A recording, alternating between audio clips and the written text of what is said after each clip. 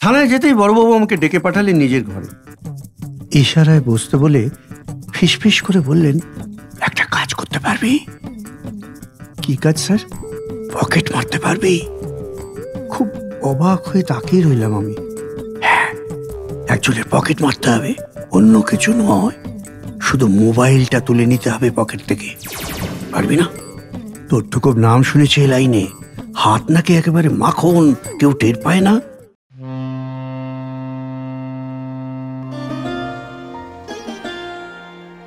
মনের বন্দরে দাঁড়িয়ে নোয়ার গল্প জাহাজ এখন শুধু গল্পের সাগরে পাড়ি দেওয়ার অপেক্ষা।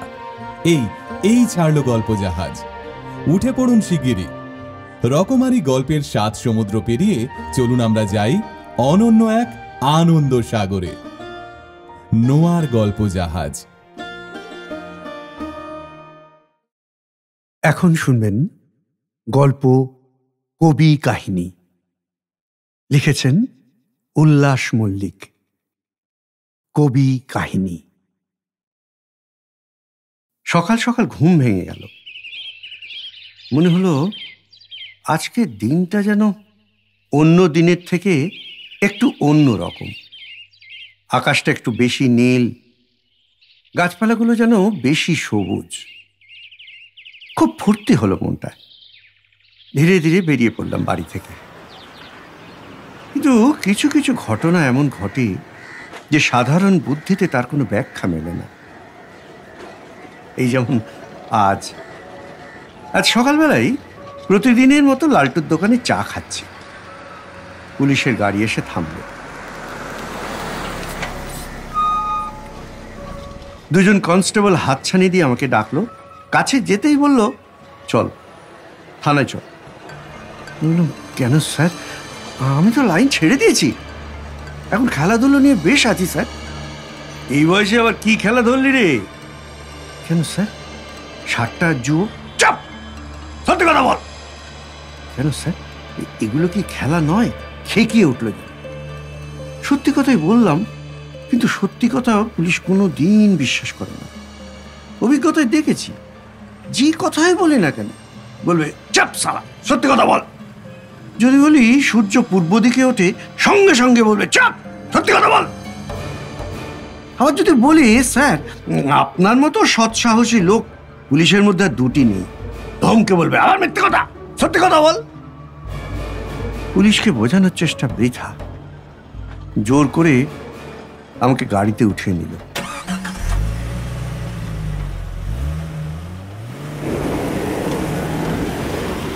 নসিবে কি আছে কে জানে। গাড়ি জানলা দিয়ে দেখছি চারপাশটা, অদ্ভুত জগৎ একটা। ও, আমার নাম গণেশ। পদবী একটা আছে খামরুই, কিন্তু পাড়ায় গিয়ে গণেশ খামরুই বললে কেউই চিনতে পারবে না। উল্টে জিজ্ঞেস করবে, কোন গণেশ দাদা? গেড়া গণেশ না গুজিয়া গণেশ? আপনি কি গাট কাটা গণেশকে খুঁজছেন? কারণ আমাদের পাড়ায় 3টে গণেশ। একজন গণেশ হুতাদি, গড়পড়তা বাঙালি হিসেবে একটু খাটো, তাই গেড়া গণেশ। আর একজন আছে গণেশ বাকুলি, বাজারের মোড়ে মিষ্টির দোকান। ওদের দোকানে গুজিয়া ছাড়াও রসগোল্লা, পান্তুয়া, গজা, বোঁদে, মিহিদানা অনেক কিছু পাওয়া যায়। কিন্তু সব কিছু বাদ দিয়ে পাবলিক যে কেন নামের আগে গুজিয়া গুঁজিয়ে দিয়েছে কে জানে। আমি হলাম গিয়ে গাট কাটা গণেশ। পাড়ায় যদি গিয়ে বলেন গাট কাটা গণেশের বাড়ি যাব, অন্ধ লোকও দেখিয়ে দেবে। তবে অন্ধ হয়েও সে মনে মনে সন্দেহের চোখে তাকাবে আপনার দিকে। গাড়ির জানলা দিয়ে অনেক কিছুই দেখতে পেয়ে যাচ্ছিলাম। গাট কাটা গণেশ আমার নাম। লোকের পকেট পরিষ্কার করে পেট চালায়, কিন্তু একেবারে গোমুখ্য নই। পেটে কিছুটা হলেও মা সরস্বতী আছেন। ইংরেজি, ভূগোল আর বাংলা বাদে অন্য সব বিষয়ে পাশ করে ক্লাস 7 থেকে 8-এ উঠেছিলাম, ব্যাস। আমি যে স্কুলে পড়তাম সেখানে 3-4 বিষয়ে ফেল করলেও ক্লাসে তুলে দেওয়া হতো। তবে অঙ্ক পরীক্ষায় জানেন, খানচারে অঙ্ক বাবলুর খাতা দেখে জেরক্স করে দিয়েছিলাম হুবহু। বাবলু যে অঙ্কে বিশাল তুখর তা নয়, আসলে ও অঙ্ক স্যার বিশ্বরূপ বাবুর কাছে টিউশন পড়তো। বিশ্বরূপ বাবুর কাছে টিউশন পড়ার মজা হচ্ছে পরীক্ষায় প্রচুর কমন এসে যায়। বাবলুরও অনেকগুলো অঙ্ক কমন এসেছিল, তবে বিনিমাগনায় বাবলু জেরক্সের পারমিশন দেয়নি আমাকে। ইতিহাস পরীক্ষার দিন আমার খাতা মেলে ধরতে হয়েছিল ওর সামনে। ইতিহাসে ওর আতঙ্ক ছিল খুব, আর ইতিহাস আমার পছন্দের বিষয়। ইতিহাস নিয়ে কোনো রকম ভয়ভীতি ছিল না আমার, এমনকি বই খুলে ইতিহাস মুখস্থ করার দরকার আছে বলেও মনে হয়নি কখনো। ইতিহাসের মূল ব্যাপারটা ধরে ফেলেছিলাম আমি, যেমন ইতিহাস মানে রাজা থাকবে, আর রাজারা কোনোদিনই খুব একটা শান্তিপ্রিয় হয় না। যুদ্ধ তারা বাঁধাবেই, সেই যুদ্ধে প্রচুর লোক মরবে, প্রচুর লোক আহত হবে, শেষ পর্যন্ত একজন জিতবে আর একজন হারবে। যে হারবে তাকে বন্দি করে আনা হবে। জিতে যাওয়া রাজা তাকে প্রশ্ন করবে, তুমি আমার কাছে কিরকম ব্যবহার আশা করো? সে উত্তর দেবে রাজার মতো। ব্যাস, মিটে গেল। যে প্রশ্নই আসুক এই ঘটনা ফলাও করে লিখে দিতাম পাতার পর পাতা। ফলে ইতিহাস পরীক্ষা আমার বরাবরই ভালো হতো। ক্লাস 7-এ আমি ইতিহাসে পেয়েছিলাম সবচেয়ে বেশি, 35। চিন্তা করতে পারেন? তবে তাজ্জব ব্যাপার, যে বাবলু আমার খাতা দেখে একেবারে টোটো ঝাড়লো, নিজে এক লাইনও লিখতে পারলো না, সে পেল 52, ফার্স্ট হলো। কি করে হয় বলুন তো? যাই, পুলিশের গাড়ি এসে থামলো থানার সামনে।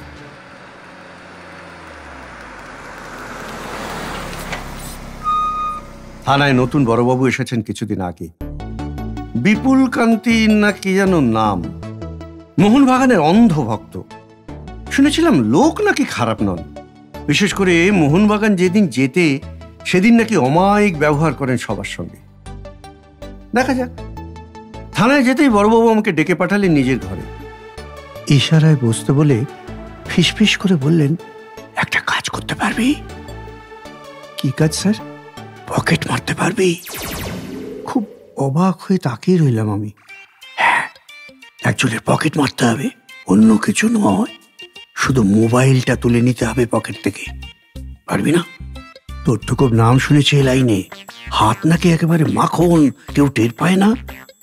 প্রশংসা শুনতে কান্না ভালো লাগে, তবু লজ্জা লজ্জা মুখ করে বললাম, ওই স্যার, ওই আপনাদের আশীর্বাদে আর কি। বড়বাবু বললেন, কাজটা তোকে করতেই হবে। আমার মামুনি কদিন খাওয়া দাওয়া ছেড়ে দিয়েছে, ঘুম নেই, চোখের কোণে কালি, তাকানো যাচ্ছে না মেয়েটার দিকে। আমি অনেক খোঁজ নিয়ে জেনেছি তুই পারবি, মামুনির জন্য এটা তোকে করতেই হবে। আমি একটু সাহস করে বললাম, মামুনি কে স্যার? মেয়ে, আমার মেয়ে, একটাই মেয়ে আমার। কিন্তু স্যার, আপনার মেয়ের পকেট মারবো? ধমকে উঠলেন বড়বাবু। পকেট মারতে হবে একটা ছেলে, সে ছেলে কবিতা লেখে, কবি। হ্যাঁ, কবির নামটা একটু খটোমটো, কনকধ্বজ।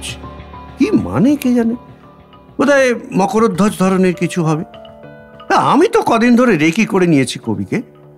ল্যাম্পপোস্টের মতো চেহারা, বুঝলেন, উস্কো খুস্কো চুল, এক মুখ দাড়ি, চকরা বকরা পাঞ্জাবি, কাঁধে ঝোলা ব্যাগ, চোখে একটা মোটা কালো ফ্রেমের চশমা। এই ছেলের জন্য বড়বাবুর মেয়ে একেবারে ফিদা। আরে, এই বয়সেও বুঝতে পারলাম না মেয়েরা কি চায়, কিসের জন্য নাওয়া খাওয়া বন্ধ করে হাতে মোবাইল, কানে হেডফোন নিয়ে দিনরাত্রির ফিসফিস করে। কি দেখে ওদের নরম মনে নৌকোটা দুলে ওঠে কে জানে। কবি কনকধ্বজকে দেখে চূড়ান্ত হতাশ হলাম। কিন্তু বেল পাকলে কাকের কি বলুন। মামুনির সঙ্গে কবির প্রেম ভালোবাসার সম্পর্ক থাকলেও ইদানিং অন্য একটা মেয়ের সঙ্গে নাকি ইন্টু চলছে কবির। সে মেয়ের নাম হংসপালি। ওহ, এদের বাবা মা কি আর নাম খুঁজে পায় না? আচ্ছা, হংস মানে তো হাঁস, তাহলে হংসপালি মানে কি যে হাঁস পোষে? যাই হোক, সেই হংসপালি নাকি কবিতার খুব ভক্ত, কবিতা ভীষণ ভালোবাসে, তাই কবির প্রেমে হাবুডুবু। এই মর্মান্তিক খবর পেয়ে মামুনি চেপে ধরেছিল কবিকে। কবি অবশ্য রাজনৈতিক নেতাদের মতো সব অস্বীকার করেছে, কিন্তু মামুনির কাছে পাকা খবর আছে ওই হংসপালি রোজ গুচ্ছের SMS পাঠায় কবি, মাখো মাখো সব SMS, একেবারে প্রমাণ সহ কবিকে ধরতে চায় মামুনি, আর তাই মোবাইলটা দরকার। বাসে উঠে কনকধ্বজ যে সিটে বসেছিল তার পাশে দাঁড়ালাম। নিজের প্রতি ঘেন্না হলো। এই ভ্যাবলাকান্ত ছেলেটার জন্য দুটো মেয়ে দিওয়ানা, অথচ আমার কার্তিকের মতো রূপ, অর্জুনের মতো শরীর নিয়ে আমি লোকের পকেট হাতড়ে বেড়ালাম। কি আছে কনকের মধ্যে? হ্যাঁ, কবির পাশের সিটে বসেছিল একটি বছর 25 বয়সের ছেলে, হাতে যথারীতি মোবাইল, কানে হেডফোন। ওর পাশে দাঁড়িয়ে আচমকা হাঁপাতে লাগলাম। যেন এক্ষুনি বসতে না পারলে পড়ে যাব। ছেলেটি সঙ্গে সঙ্গে উঠে দাঁড়িয়ে বলল, আঙ্কেল আঙ্কেল আপনি বসুন বসুন বসুন বসুন। হ্যাঁ হ্যাঁ, ছেলেটিকে ধন্যবাদ দিয়ে বসলাম কবির পাশে। কবি কিন্তু আমার দিকে তাকিয়েও দেখলো না। এবার ভালো করে দেখলাম কবিকে।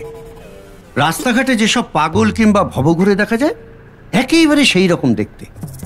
তফাৎ এইটুকুই, পাগল বা ভবঘুরেদের চোখে চশমা থাকে না। বাসের জানলা দিয়ে যা কিছু দেখা যায় সবে হা হা করে গিলছে যেন কনকধ্বজ। গরু, কুকুর, ছাগল, আমড়া গাছ, ডোবা, ড্রেন, ডাবের খোলা, লরি, লাউ মাচা সবই যেন গপ গপ করে গিলে নিচ্ছিল কবি। এইরকম একটা হাই ডিগ্রি ক্যাবলাকান্তের পকেট থেকে মোবাইল তুলে নেওয়া আমার কাছে বাই হাত কাকে। মোবাইলটা তুলে নিয়েই মনে হলো, কবির পকেট মারা এত সোজা। হায় রে, আমাদের দেশে সব লোক যে কেন কবিতা লেখে না। কনকধ্বজের মোবাইল এখন আমার পকেটে, হাতিপাতি একটা সেট, মানধাতার আমলের মডেল। এই ফোন রাস্তাঘাটে পড়ে থাকলেও কেউ কুড়িয়ে নেবে না। যাই হোক, আমার কাজ শেষ, বড়বাবুকে জানিয়ে দিয়েছি। থানাতেই যাচ্ছিলাম, বড়বাবুর হাতে মোবাইলটা তুলে দেব। ফোন এলো কবির ফোনে। ছোট্ট স্ক্রিনে লেখা উঠল হংস, বাংলায়। তার মানে সেই মেয়েটা, বুঝলেন? ধরলাম না। রিং হয়ে হয়ে একসময় কেটে গেল। একটু পরে আবার রিং, এবারেও ধরলাম না। তারপর আবার, এবার ভাবলাম ধরি না, দেখি কি বলে। সুইচ টিপে বললাম হ্যালো। ওদিক থেকে খুব মিষ্টি রিন রিনে একটা গলা ভেসে এলো। কি হয়েছে তোমার বলো তো কনক? ফোন ধরছো না, দেখা করবে বলে দেখা করছো না, তুমি কি আমাকে অ্যাভয়েড করতে চাইছো? গলাটা একটু ঝেড়ে নিয়ে বললাম, মানে আমি ঠিক কনক নই। ঠিক কনক নও মানে? তুমি কি বলো তো? বললাম আমি কনকের বন্ধু। শিট, বন্ধু, সরি সরি। আচ্ছা, কনকের কি হয়েছে বলো তো? কদিন হলো ভীষণ এড়িয়ে চলছে আমাকে, ও ফোন ধরছে না। ওকে ব্রেকআপ চাইছে। ব্রেকআপ মানে ঠিক বুঝতে পারলাম না। বললাম হ্যাঁ, ও বোধহয় তোমাকে এড়িয়েই যাচ্ছে, বোধহয় তোমাকে আর পছন্দ করছে না। এই তো দেখো না, তোমার ফোনটা এলো যখন নিজে ধরলো না, ফোনটা আমাকে ধরিয়ে দিয়ে বললো, এই যা হোক কিছু একটা বলে দে। ওদিক থেকে স্পষ্ট দীর্ঘ নিঃশ্বাসের শব্দ পেলাম। সান্ত্বনার ভঙ্গিতে বললাম, তুমি কি ওকে খুব ভালোবাসো? খুব খুব। জানো, আমি ছিলাম ওর কবিতার ইন্সপিরেশন। আমাকে নিয়ে যে কটা কবিতা লিখেছে সব হিট। ও যদি আমাকে ছেড়ে দেয়, তুমি দেখে নিও ওর কবিতাও ডুববে। মনে মনে বললাম, এ আর করা যাবে, ডুবলে ডুববে। হংসপালি হঠাৎ আদুরে গলায় বলে উঠলো, তোমার গলাটাও না খুব সুন্দর, তুমি কি কবিতা লেখো? বলে ফেললাম, লিখি তো। লিখো? সত্যি? শোনাও শোনাও, তাহলে শোনাও। এইবার পড়লাম বিপদে। জীবনে কোনো দিন কোনো কবিতার বই নেড়ে দেখিনি।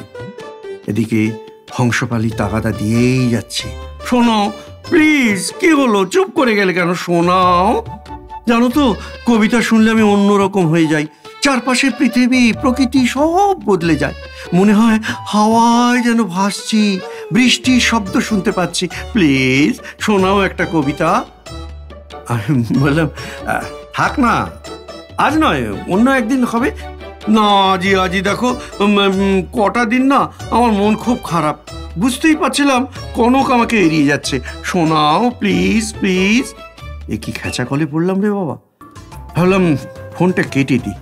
তখনই খুব কাতর গলায় হংসপালি বললে, জানো তো, ভেবেছিলাম সুইসাইড করব। এত মন খারাপ আমার। তুমি যদি কবিতা না শোনাও তাহলে আজই মেট্রোতে ঝাঁপ দেব। সর্বনাশ।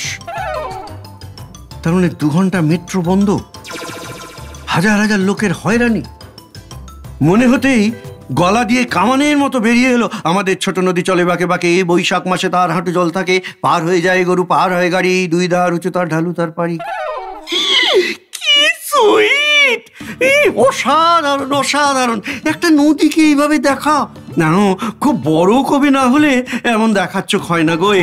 প্লিজ প্লিজ প্লিজ আরেকটা শোনাও প্লিজ। রে, ছোটবেলায় পড়া কবিতা মনে ছিল খানিকটা, একটা মেয়ে সুইসাইড করবে, অনেক লোকের ভোগান্তি হবে, এই আতঙ্কে বেরিয়ে গেছে মুখ থেকে। কিন্তু আর একটা কোথায় পাবো? ওদিক থেকে কাতর কণ্ঠের অনুরোধ, প্লিজ প্লিজ প্লিজ তুমি আর একটা শোনাও, আমার মনের কষ্ট অনেকটা কেটে গিয়েছে গো। এই প্রথম একটা মেয়ে আমাকে গো বলল, জানেন, গো বলে সম্বোধন করলো। তার যোগ্য মর্যাদা দেয়া তো আমার উচিত, কি বলে না? ভাবতে ভাবতে মনে পড়ে গেল ছোটবেলায় পড়া একটা কবিতা। এসেছে শরৎ হিমের পরশ, লেগেছে হাওয়ার পরে, সকালবেলায় ঘাসের আগায় শিশিরের রেখা ধরে, আমলকে বন কাঁপে যেন তার বুক করে দুরু দুরু, পেয়েছে খবর পাতা খসানোর সময় হয়েছে শুরু। ও রিয়েলি জাস্ট অসাম! আমি ভাবতেই পারছি না প্রকৃতির রূপ এইভাবে তুলে ধরা। এই আমার গায়ে না জাস্ট কাটা দিচ্ছে যেন। আচ্ছা, শরৎ কি তোমার ফেভারিট ঋতু? বললাম হ্যাঁ। আমারও। হংসপালি বলে ওঠে, শরৎ এলে আমার সমস্ত মন শরীর কেমন যেন বেজে ওঠে, যেন মনে হয় একটা ময়ূর পেখম তুলে নাচছে আমার ভেতরে। তখন কি বলো, এই শোনো না, শোনো শোনো প্লিজ, আর একটা শোনাবে? আবার একটা? হ্যাঁ হ্যাঁ আর একটা প্লিজ শোনাও। 2টো কবিতা শুনে কি বলবো তোমায়। তুমি তো আমায় দেখতে পাচ্ছ না, কটা দিন যে আমার কি কষ্টে কেটেছে। এইবার যেন আত্মবিশ্বাস ফিরে পাচ্ছিলাম আমি। মনে হলো আমি বিরাট কোহলি আর অনুষ্কা শর্মা।